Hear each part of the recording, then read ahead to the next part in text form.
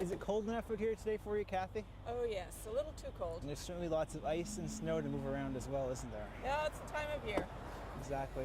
Now, when it comes to moving ice and snow and having it in front of us under our feet, we don't just have to use salt to get rid of it, do we? Salt can be a real problem environmentally, especially for plants.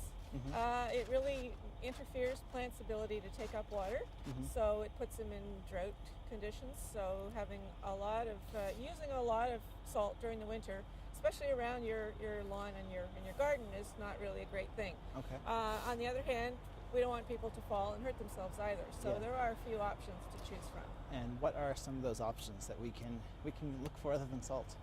Well, two things. First of all, do you need to melt the ice? Like that's the first consideration.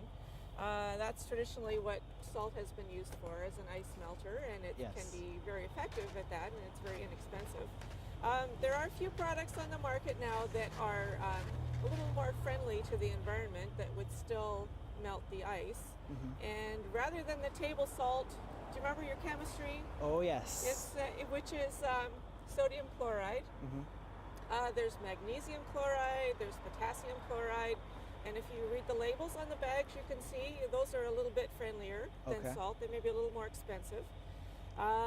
There are other ice melters available also that are friendlier than table salt. Just look on the labels and see what you can find. But if you don't need to melt the ice, if just traction is good enough, then you can certainly use good old sand. Yes. Maybe not right in front of your front door. You don't want to truck it through the house, but Yep. a little bit of sand is not too bad at all. There are also some newer products on the market now that maybe need a little more time to see their long-term impacts, but they're definitely worth thinking about. Things like volcanic minerals.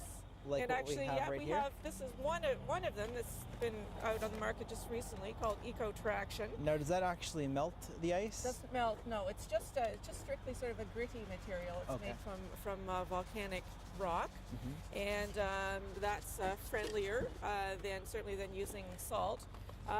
One thing to consider, though, is how far do they have to ship this from? Exactly, that's true. So there's more things to consider, really, in terms of long-term environmental impact. But really, you might want to think about, there's a number of these different kinds of contraptions available now that you can strap onto your shoes that basically have metal bits that will bite into the ice and give you really good traction.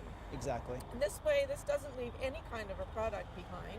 And so you can still go out and keep walking and keep active in the winter. You don't need to worry about slipping. And there's other models that are small enough you can just stuff them into your pocket and then just easily put them onto your shoes. Exactly. And I'm holding actually another tool we have right here, the shovel. Absolutely. If you can get out there as soon as possible after a snowfall and shovel up the snow before it has a chance to turn into ice, then that really limits the amount of any kind of materials that you need to use, and it keeps you in good shape during Exactly. the winter as There's well. always a positive aspect to some shoveling, I'm sure. Well, Kathy, it was great to talk to you today, and I think maybe it's a bit chilly. My ears are starting to go numb. Maybe we should get out some shoveling. All right. Sounds good to me. All right. And we'll see you again next week on The Green Update. The Green Update is brought to you by Peterborough Transit. Come on board with our on-time services. If you have any questions about today's episode of The Green Update, call Peterborough Green Up at 745-3238.